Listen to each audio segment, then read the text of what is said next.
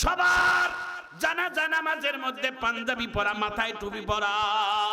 নিজের মায়ের জানাজা নামাজের দিনে তারেক ভাইয়ের মাথার মধ্যে কেন টুপি নাই? কথা কোন ঠিক কেন? এটা আমি তারেক রহমানকে আমি দোষী করব না, কারণ সে মাহারা বেদনা নিয়ে টুপিটা ভুলেও যেতে পারে। তার যত নেতারা আছে, তার সাথী সঙ্গীরা আছে, তার যত গাটম্যানেরা আছে, ওরাও তো একটা জোর করে মাথার মধ্যে টুপিটা দিতে পারে। একটু জোরে বলুন ঠিক কেন? আমার ভাইজান, আমার বন্ধুগণ, কমপক্ষে টুপি পরুক আর না পরুক, আজকে জীবনের শেষ বিদায় জানাজা নামাজের সময় আমার ভাই তারেকের মাথায় টুপিটা থাকা দরকার ছিল কিনা? হাত তুলে বলেন, হাত তুলে বলেন, জোরে বলেন, ছিল কিনা? এর জন্য আমরা তারেক ভাইকে দোষারোপ করব না, কারণ উনি মাহারা বেদনা নিয়ে অন্যরকম এরকম এলোমেলো ছিল, কিন্তু তার সাথী সঙ্গীরা, তার বন্ধু বান্ধবদের দায়িত্ব ছিল তারেক ভাইয়ের মাথায় টুপি দেওয়া।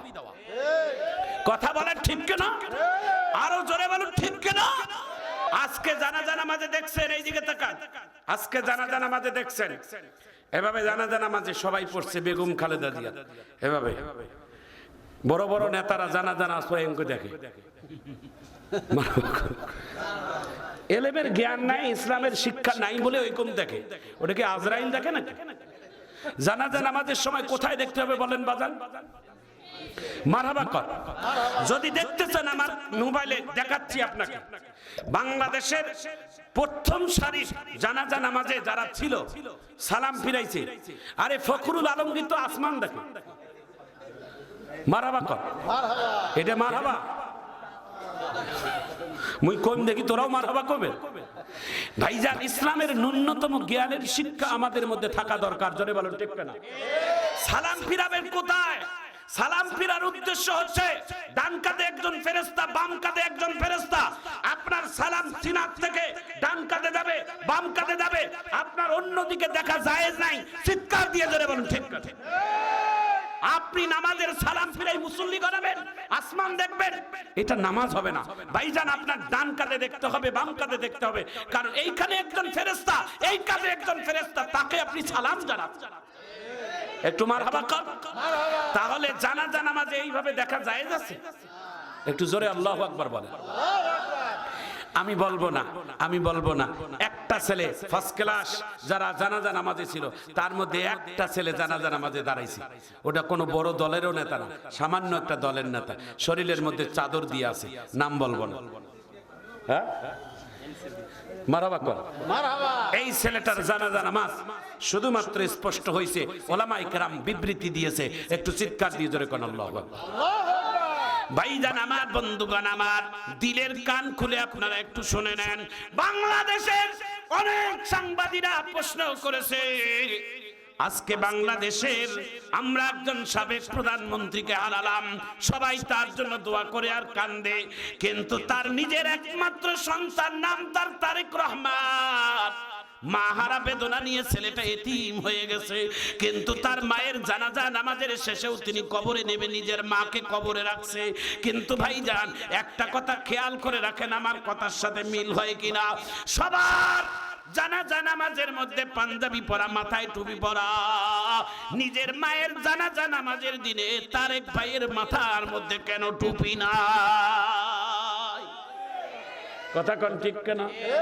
এটা আমি তারেক রহমানকে আমি দোষী করব না, কারণ সে মাহারা বেদনা নিয়ে টুপিটা ভুলেও যেতে পারে। তার যত নেতারা আছে, তার সাথী সঙ্গীরা আছে, তার যত গাটম্যানেরা আছে, ওরাও তো একটা জোর করে মাথার মধ্যে টুপিটা দিতে পারে। একটু জোরে বলুন ঠিক না? আমার ভাইজান, আমার বন্ধুগণ, কমপক্ষে টুপি পরুক আর না পরুক, আজকে জীবনের শেষ বিদায় জানাজা নামাজের সময় আমার ভাই তারেকের মাথায় টুপিটা থাকা দরকার ছিল কিনা? হাত তুলে বলেন, হাত তুলে বলেন, জোরে বলেন, ছিল কিনা? এর জন্য আমরা তারেক ভাইকে দোষারোপ করব না, কারণ উনি মাহারা বেদনা নিয়ে অন্যরকম এরকম এলোমেলো ছিল, কিন্তু তার সাথী সঙ্গীরা, তার বন্ধু বান্ধবদের দায়িত্ব ছিল তারেক ভাইয়ের মাথায় টুপি দেওয়া। কথা বলেন ঠিক কিনা? আরো জোরে বলুন ঠিক কিনা?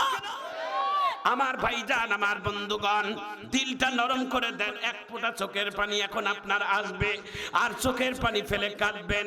ভাইরা আমার, বন্ধুরা আমার, তিন শ্রেণী মানুষের দিকে আল্লাহ তাআলা দেখবেন না, বিশ্ব নবী শাফায়াত তাদের জন্য করবেন না। কথাটা বলছিলাম, যার মধ্যে এক নাম্বার হলো পিতামাতার অবাধ্য সন্তান। যারা পিতামাতাকে সম্মান করবে না, বিশ্ব নবী তাদেরকে শাফায়াত করবে না। দুই নাম্বার হচ্ছেন যেই পুরুষের টাকনির নিচে কাপড় যাবে, নারীদের টাকনির উপরে কাপড় আসবে। নাউজুবিল্লাহ। পুরুষের টাকনির নিচে আর নারীদের টাকনির উপর আছে না নাই? ম্যাক্সিমাম সমাজের যারা নেতা, যারা বিজনেসম্যান, যারা টাকাওয়ালা, যারা ভিআইপি, তাদের টাকনির নিচে ফুল প্যান্ট।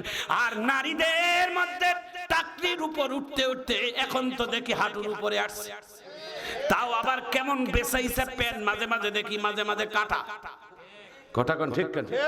এখানে কাটা, এখানে কাটা, এখানে কাটা, এখানে কাটা।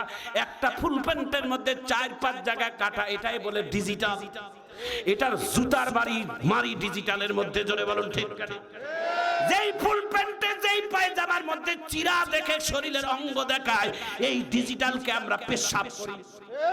কথা বলে ঠিক কেন? এটা কি ডিজিটাল? নাউজুবিল্লাহ। আমার ভাইজান, আমার বন্ধুগণ, দিলের কান লাগাই শোনেন। মা, 4টা কারণে আল্লাহর জান্নাতে মা বোনেরা যাবেন। 4টা আমল মা বোনেরা শুনে নেন। মা, 1 নাম্বার আমল হলো 5 ওয়াক্ত নামাজ, নারীদের জন্য 5 ওয়াক্ত নামাজ।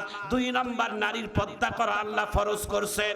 আরে মা, তোমার একটা মাথার চুল যদি বিনা কারণে কোনো পর পুরুষ দেখে রে মা, ওই মাথার চুলটাই তোমার জন্য বিষধর সাপ হবে, দংশন করবে। না না মা, তোমার অলংকার আছে, মাথার টিকলি আছে, হাতের চুড়ি আছে, গলার মালা আছে, হাতের আংটি আছে, এগুলো কোনো পরপুরুষ দেখার জন্য বানায় নাই মা। এগুলো মাঝে মাঝে সাজগোজ করে রাত্রের গভীরে তোমার স্ত্রী, তোমার স্বামীকে দেখাবা, লিপস্টিক দিবা, চোখেতে ভুরু দিবা, নতুন নতুন খামি শাড়ি কাপড় পরে, শয়না অলংকার পরে আপনার স্বামীকে যায় খুশি করাবেন। আল্লাহ রাসূল বলেন, যেই নারী উত্তম সাজিয়ে বুঝিয়া স্বামীকে বিনোদন দিবে, আনন্দ দিবে, ওই নারী আল্লাহর কাছে সবথেকে শ্রেষ্ঠ নারী। আর যদি অলংকার মানুষ দেখানোর জন্য হয়, সাজিয়ে গুজিয়ে বড় মাঠে যায়, বিকাল টাইমে যায় মাঠের মধ্যে বেড়ায় আর দেখায়, তাহলে কিয়ামতের দিন ওই নারীর চুরিটা হবে আগুনের চুরি, ওই নারীর মাথার টিকলিটা হবে আগুনের টিকলি, ওই নারীর গলার হারটা হবে আগুনের হার, ওই নারীর আংটিটা হবে আগুনের আংটি। সেই দিন বোঝা যাবে মা, কয় নম্বর স্বর্ণ পরিধান করা তুমি নারী। স্বর্ণের আগুন দিয়ে তোমাকে আগুন দিয়ে গলার মধ্যে জ্বলাইয়া দিবে, তাহলে বুঝবা স্বর্ণ পরা কত বড় বিপদ।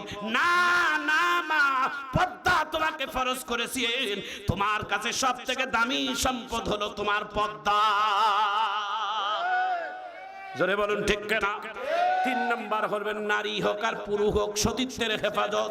নবী করিম সাল্লাল্লাহু আলাইহি ওয়াসাল্লাম বলেন, ক্বালান নবী সাল্লাল্লাহু আলাইহি ওয়াসাল্লাম, মান ইয়াদমানু লি মা বাইনা লাহইহি ওয়া মা বাইনা রিজলাইহি আদমানু লাহুল জান্নাহ। এ আমার উম্মতেরা, 2টা অঙ্গের যারা হেফাজত করবি, আমি বিশ্ব নবী তার জন্য জান্নাতের জিম্মাদার হব। 1 নাম্বার হচ্ছে 2 ঠোঁটের মাঝখানে মুখের হেফাজত। এই মুখ দিয়ে কাউকে গালিগালাজ করব না, এই মুখ দিয়ে কোনোদিন চকলখড়ি করব না, এই মুখ দিয়ে কোনোদিন মিথ্যা কথা বলবো না, এই মুখ দিয়ে কোরআন পড়ব, আল্লাহর জিকির করব, আল্লাহকে ডাকাডাকি করব। তাহলে এই মুখ হবে তোমার জন্য জান্নাত, আর মুখেই হবে তোমার জন্য জাহান্নাম। 2 নাম্বার হচ্ছেন 2 পায়ের মাঝখানের লজ্জাস্থানের হেফাজত। আল্লাহর নবী বলেন, এই হেফাজতটাই হচ্ছেন সবথেকে দামি সম্পদ। আমার মা বোনের, আরে 3 নাম্বার হচ্ছেন সতীত্বের হেফাজত। 4 নাম্বারটা শোনার পরে জোরে আল্লাহু আকবার বলবেন।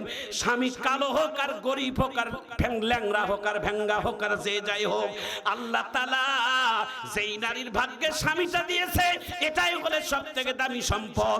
একজন নারীর কাছে সবথেকে দামি অলংকার অলংকার হলো তার স্বামী। স্বামী না থাকলে তাকে বিধবা মহিলা বলে আখ্যা দেওয়া হয়। স্বামী না থাকলে নাকের ফুল খোলানো হয়, রঙিন চাপির শাড়ি খুলে সাদা কাপড় পরিধান করে তাকে বিধবা বলে আখ্যা দেওয়া হয়। মা রে, স্বামীর খিদমত, স্বামীর সন্তুষ্ট তোমার আল্লাহর জান্নাত মিলাবে। একটু চিৎকার দিয়ে জোরে বলা যায় না আল্লাহু আকবার। এই চারটা কাজ মা বোনেরা করবেন।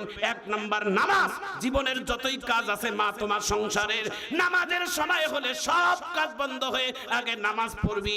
2 নাম্বার পর্দা করবেন। 3 নাম্বার সতীত্বের হেফাজত করবেন। 4 নাম্বার যে ভাগ্যে স্বামীটা আল্লাহ দিয়েছে তার সেবা যত্ন এবং ভালোবাসা আগলাই রাখবেন। একটু চিৎকার দিয়ে জোরে বলেন আল্লাহু আকবার।